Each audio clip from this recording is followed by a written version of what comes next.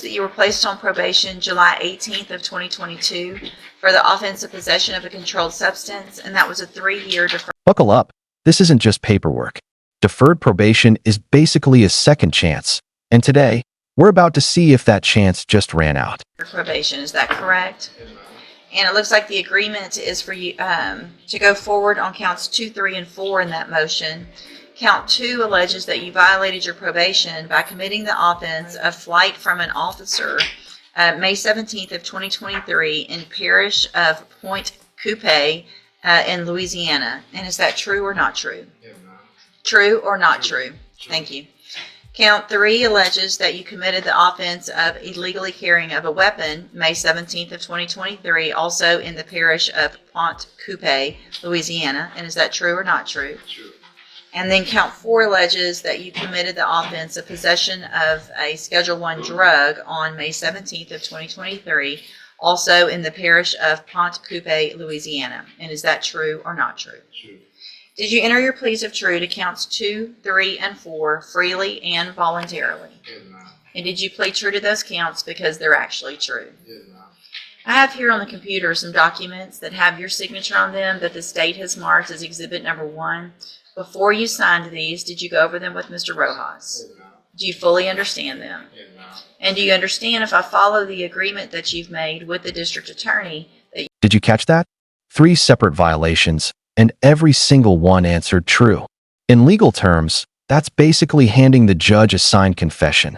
No trial, no fight, just consequences. you'll be waiving or giving up any right to appeal? State tenders number 1. No objection. It's admitted. Is there any evidence that Mr. Jones is not competent? No, Your Honor. All right, sir, I'm going to find that you entered your pleas of true to counts 2, 3, and 4 freely and voluntarily. Find those counts true. Find sufficient evidence to find you guilty and revoke your probation, and at this time find you guilty of possession of a controlled substance.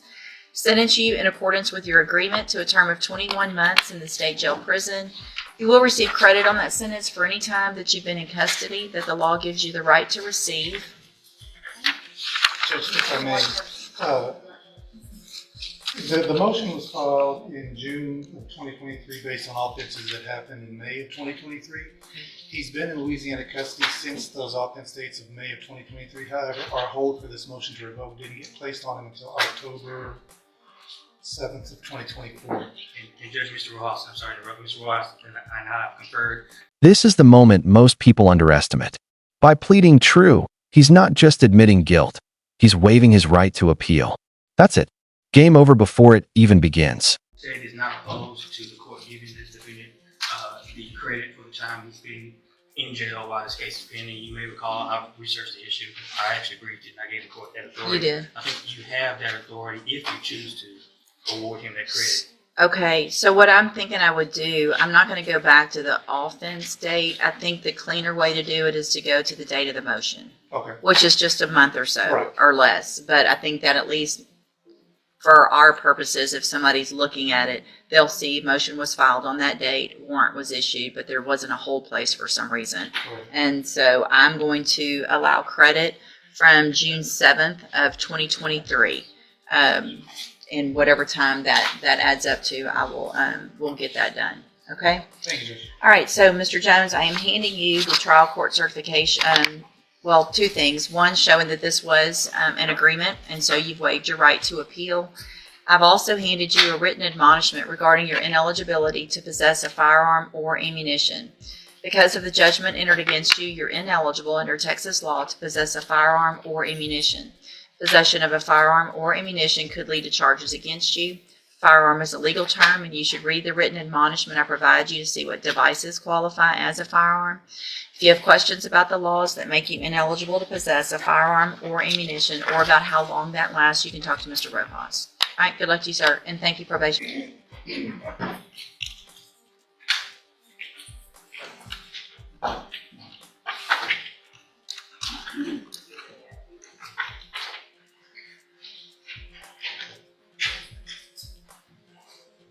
Okay, Mr. Rojas, you have Crystal Moore. House numbers 23 DCCR 2026 and 25 DCCR 0496. be a bond holding under 2026.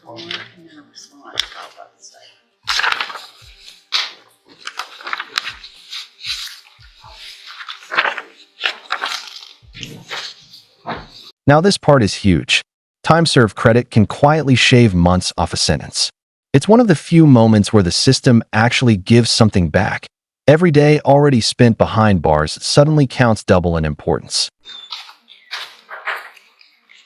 This is kind of long. I needed to see this before. Let's see. Yeah, it looks like it. No, that's okay. I see it was just fine. That's mine. Good morning, you're Crystal Moore. All right, y'all give me just a second to go through a couple things here.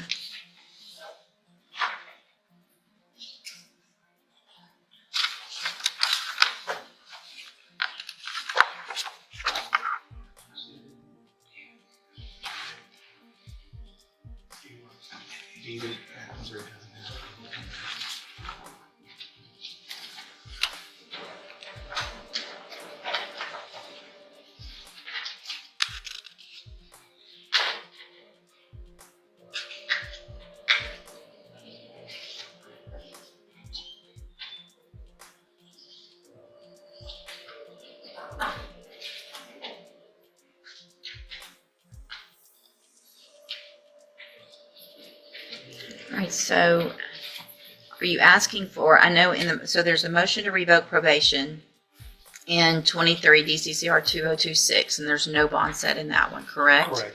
And then in 25 DCCR 0496, I think there's a $6,000 bond. I showed it 2,000.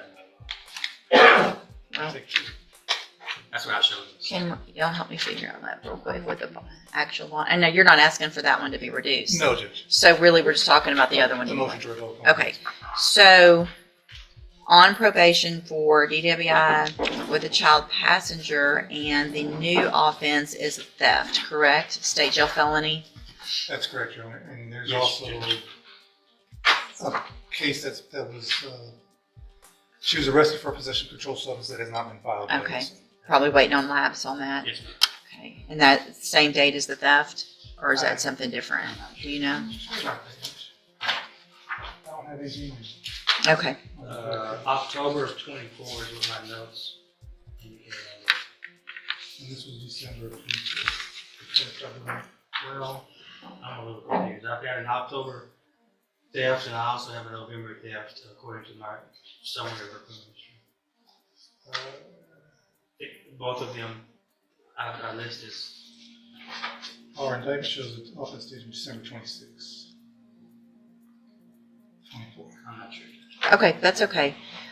So I want to make sure, and Mr. Coleman has filed a response, and part of that response includes the information that Ms. Moore was previously convicted of the offense of robbery, initially placed on a deferred probation that was revoked in 2017 on that case. Also a conviction for aggravated assault out of Tarrant County from 2016. And then we've got the probation that was granted here on the driving while intoxicated with a child passenger. Let me get this pulled up again real quick. And while on this probation has been arrested for two new offenses, the theft and the possession of a controlled substance. Is that? That's correct, Judge. And since you got my motion, my reply, you already read it. I'll just be brief. I just want to add that according to my recitation of her criminal history, it looks like she's got a total of 5 pending cases that include an unauthorized entry of an inhabited dwelling out of Louisiana. I see that as well. And there, do you know if there's warrants issued for those? I know it's hard to get information. Do you know anything about that? No, Judge, this is the first I'm hearing about that when I saw that in the motion. I don't know if there's any holds on her from Louisiana or not.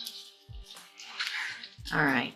Mr. Rojas, do you wish to call any witnesses? Briefly, Judge, I'll call Ms. Moore. Ms. Moore, best you can, raise your right hand. Do you swear from the testimony you're going to give in this hearing will be the truth, the whole truth, and nothing but the truth? Thank you. Go ahead, Mr. Rojas. Ms. Moore,